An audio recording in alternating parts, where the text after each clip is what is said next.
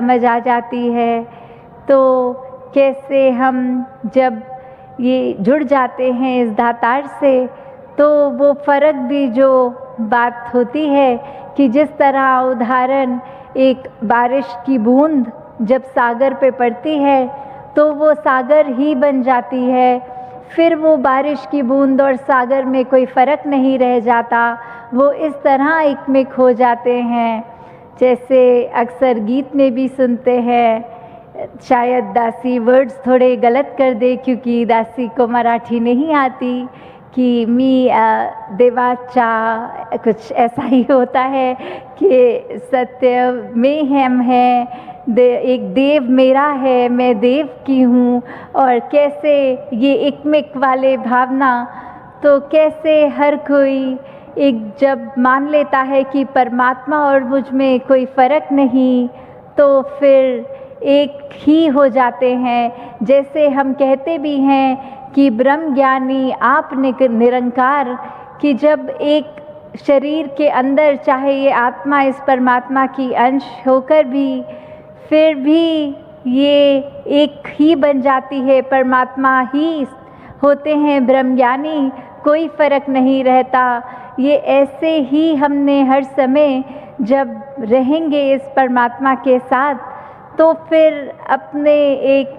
भाव को कि कुछ अहमियत खुद को जहाँ हमारे दिमाग में स्वयं बन जाती है, वो एक धीरे धीरे दूर हो जाती है। कैसे संसार में फिर हर एक से ये दिल प्रेम करता है, नफ़रत नहीं करता। कैसे फिर एक वो बात आ जाती है कि हम जब आए हैं तो कुछ ऐसा करके जाएं कि जब इस ज़माने से रुखसत होंगे तो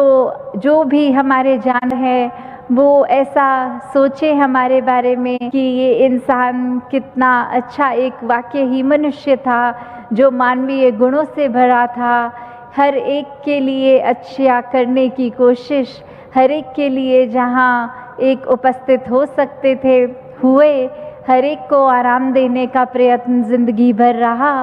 तो कैसे जब उस परमात्मा से जुड़ जाते हैं तो फिर ये कुछ ज़बरदस्ती करने की कोशिश नहीं रहती, ये मनुष्य स्वयं परमात्मा ही अपने एहसास में रखकर वैसा ही हो जाता है परमात्मा जैसे, और सब अच्छे सोच अच्छे कार्य एकदम फ्लो में होते जाते हैं, एक सहजता में होते जाते हैं। तो कैसे हर कोई जहाँ एक ये सोचता है कि हम क्या एक छोटे से ही इंसान हैं, हम क्या संसार में कोई बदलाव ला सकेंगे, तो वो बदलाव जहाँ खुद से कर लिया तो फिर एक बहुत ही आसान है संसार में एकत्व ला,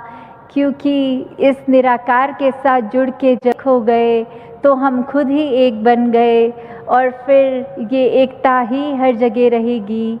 तो कैसे एक अपने साथ परमात्मा को जोड़ के पूरा ही ब्रह्मांड अपना हो जाता है, फिर मनों में नफ़रत नहीं है किसी के लिए। तो कैसे जब हम एक दूसरे के साथ कुछ भी कार्य करने से पहले ये सोच लें कि उस व्यक्ति में भी परमात्मा है, तो मन से स्वयं ही ये अच्छाई ही निकलती है उसके प्रति भी। तो जैसे एक उदाहरण भी कि कैसे हम कहीं बार जीवन में फिर ये लगाम इस परमात्मा के